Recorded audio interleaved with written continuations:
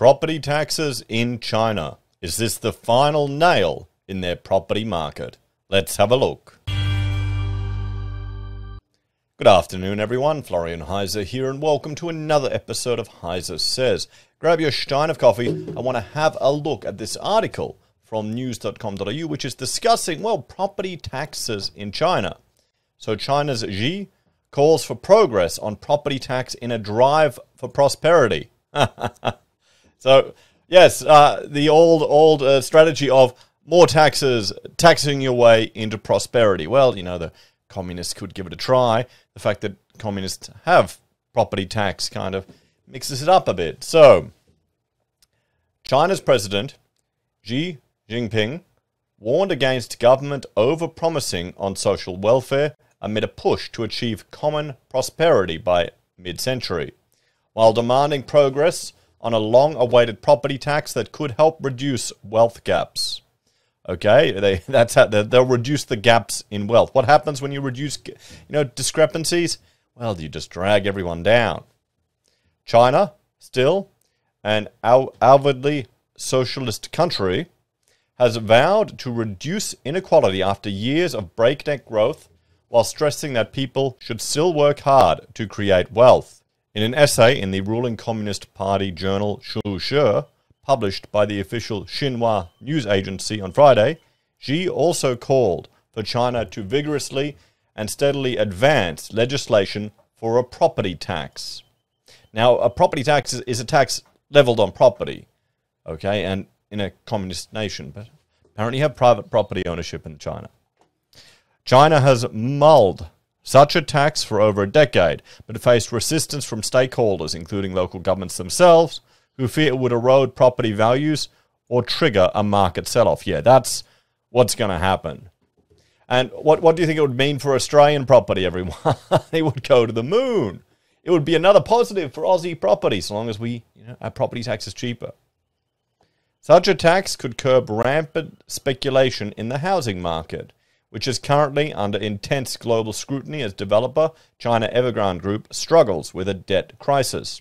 Xi also warned against government over-promising on social welfare amid a push to achieve what he called common prosperity by mid-century.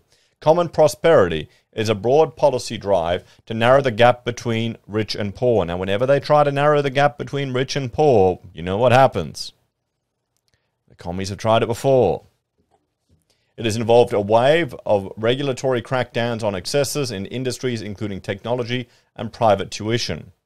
China became an economic powerhouse after the reforms unleashed last century under a hybrid policy of socialism with Chinese characteristics, but it also deepened inequalities, especially between urban and rural areas, a divide that threatens social stability. The gap between people's income and consumption should be narrowed to a reasonable range by mid-century, Xi said. But she also said the government should not make promises it could not deliver on and avoid the trap of welfarism and helping the lazy. This is okay. He's sounding like a pretty switched on leader. What do you think? I mean, I like that idea of avoiding the trap of welfarism and helping the and avoiding helping the lazy. I mean, yeah, that's I can't see that being. I can see being lazy being frowned upon very much in that culture. The government cannot take care of everything, he said. And now if only some of our Western leaders were to adopt some of these ideas and this thinking, getting rid of welfarism, not just taking care of the lazy, and the government not doing everything. Boy, the Democrats would probably think he's a alt-right radical with these comments. Well, while the ossification of social classes should be prevented, so should lying flat, said Xi, referring to a trend among China's youth to embrace passivity and step back from intense competition in the world's second largest economy. Yes, we've heard more and more about that happening, where people are just giving up. And, I mean, can you blame it? It probably seems hopeless. We're seeing it here in Australia with millennials trying to get into housing. It seems hopeless. They're giving up. Some developed countries, due to their social systems, have not resolved the problem of common prosperity, and the disparity between rich and poor has become more and more serious, he said. She also said that salaries of grassroots level civil servants and workers at state-owned enterprises should be increased. So there you go, everyone. A potential to introduce some property taxes in China. And, well, some interesting policies from their president. So let's have a bit of a talk, guys. So, what do you think? The rhetoric about prosperity for all, reducing the inequality, the gap between those that are wealthy and those that are not, is I like highlighting the fact that you don't want to avoid, or you want to avoid welfarism, and you don't want the government to do anything. Honestly, I think a lot of Australian leftists need to realize that. A lot of people need to realize that the government shouldn't be for everything. So I agree entirely there with what he's calling for. But what would happen?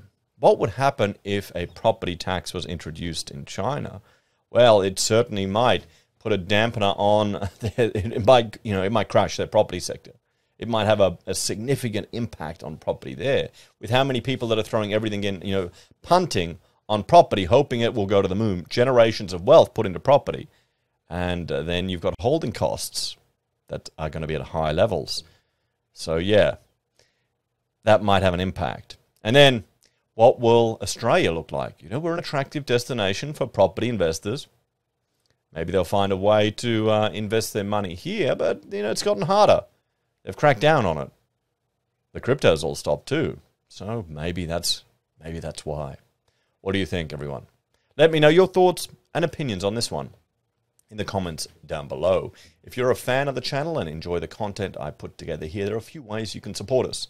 You can join us on YouTube or Patreon. Sign up for SelfWealth or Stake. Use our affiliate links at Amazon, eBay, Independent Reserve, or AussieBroadband. You can buy our merch from HeiseSays, use Gold Pass from the Perth Mint, or support us via PayPal. Take care, everyone. Have a great day, and I'll see you next time. Bye for now.